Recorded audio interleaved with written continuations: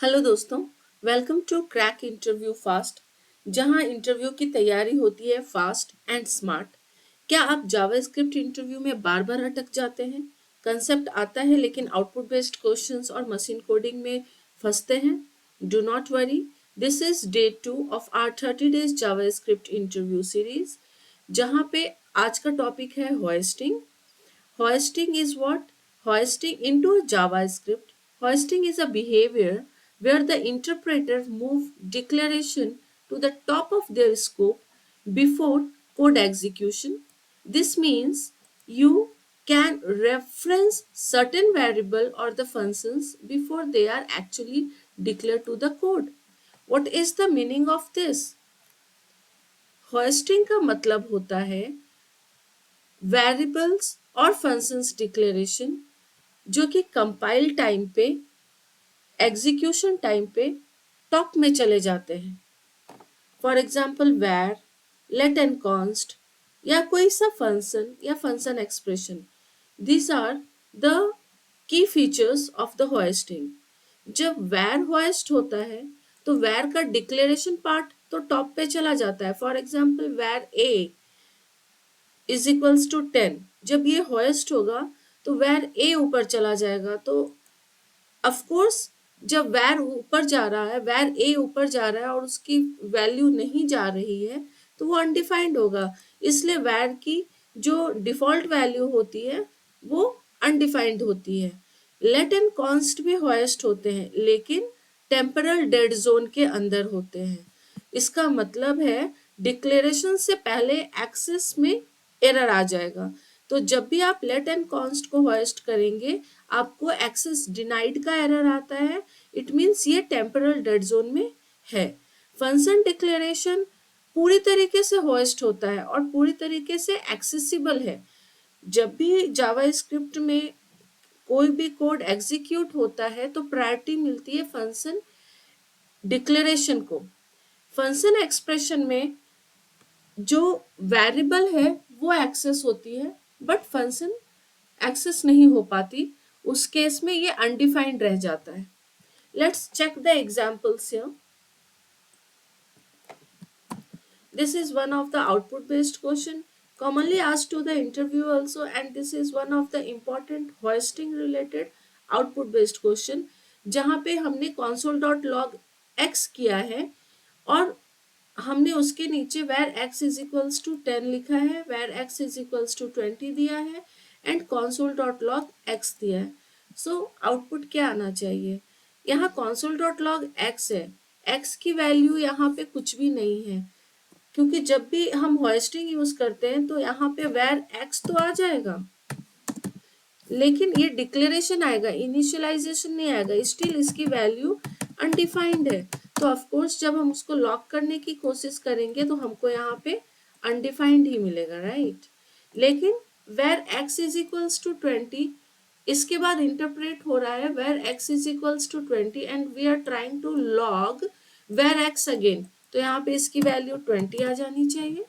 Let's see the output of this. See undefined and 20।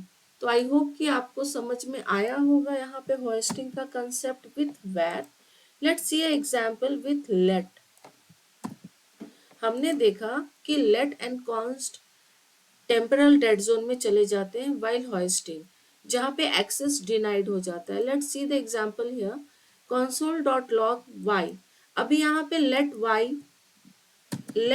y तो आएगा but let y अकेला नहीं आएगा, वैल्यू 20 भी यहाँ आने की कोशिश करेगी बट होइस्टिंग का रूल है कि वो डिक्लेरेशन लेके जाता है, इनिशियलाइजेशन लेके नहीं जाता। In that case access denied हो जाएगा।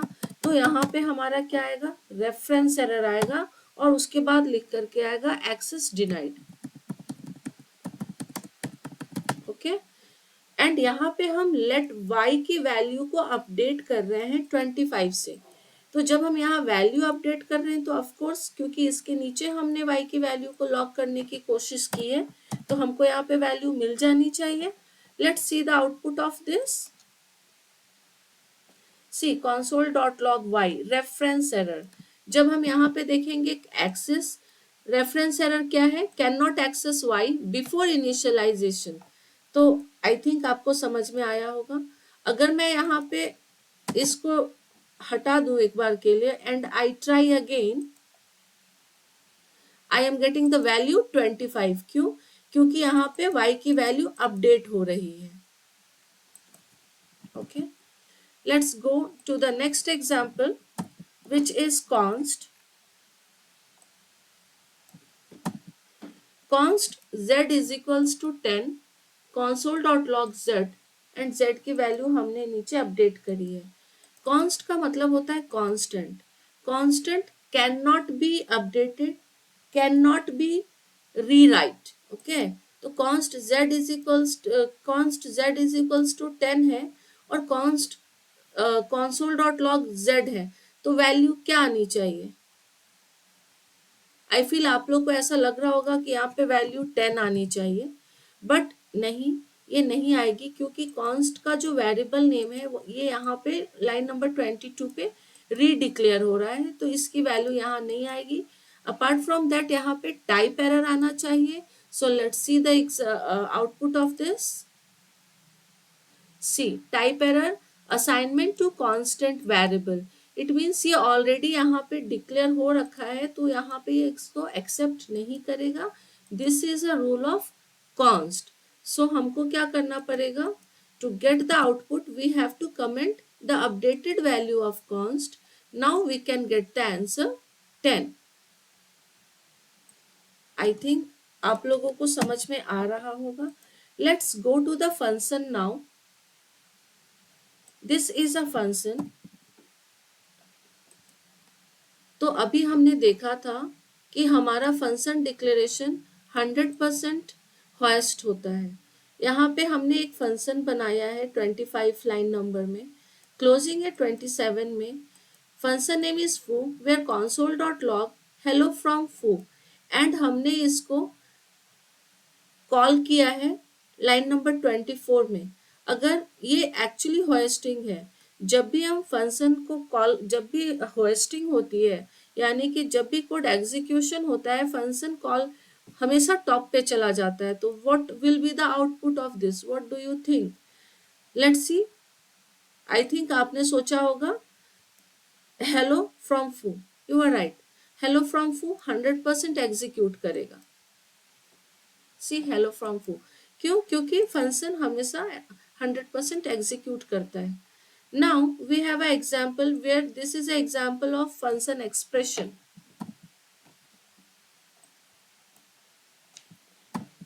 सो you can guess the output of this here. As हमने जैसे फू को हमने टॉप पे कॉल कराया था, हमने बार को भी टॉप पे कॉल करा दिया है। लाइन नंबर 30 पे हमने एक फंक्शन एक्सप्रेशन बनाया है वेयर बार, उसके अंदर हमने फंक्शन डिक्लेयर किया है console.log hello from the bar। अभी क्या आउटपुट आना चाहिए? What do you think? Hello from foo, hello from bar आना चाहिए या कोई सा एरर आना चाहिए? Okay, let's see then. यहाँ पे एरर आएगा। क्यों?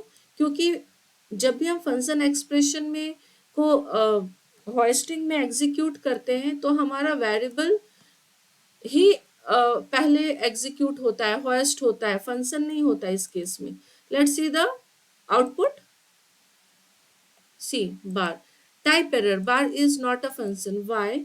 बिकॉज यहाँ पे वेर बार लिखा हुआ है। जब भी ये फंक्शन एग्जीक्यूट होगा, वेर बार सबसे पहले एग्जीक्यूट होगा और वेर का जो डिफॉल्ट वैल्यू होता है वो अनडिफाइंड होता है। तो यहाँ पे ये एक एरर लेके आया, दैट इज टाइप एरर, और ये बोल रहा है बार इज नॉट अ फंक्शन, क्योंकि यहाँ पे हमने एक वेरिएबल को डिक्लेयर किया हुआ है, that is called function expression.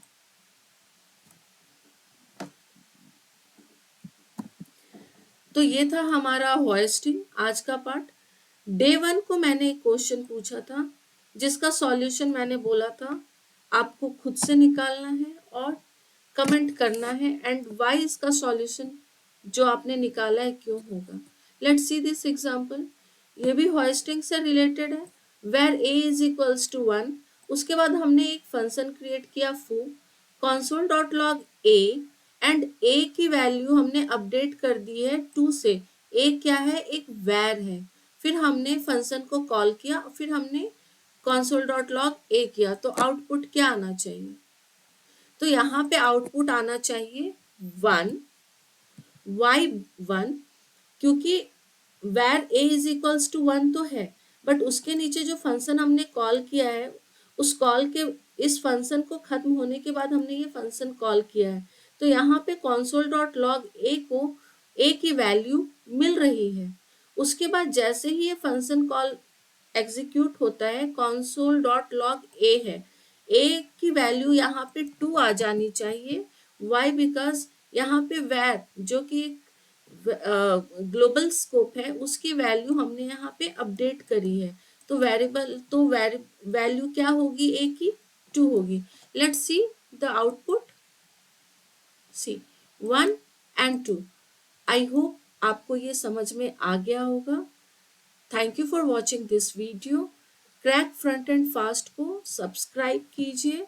Also, day 3 will come, and day 3 will cover what is closure, that will be tomorrow, with code snippet and deep dive with closure. So अगर आपको मेरी video समझ में आ रही है, अच्छी लग रही है, तो प्लीज़ सब्सक्राइब कीजिए, लाइक कीजिए, एंड अपने क्वेरीज को आप कमेंट कर सकते हैं। I definitely answer for your queries. Thank you so much for watching.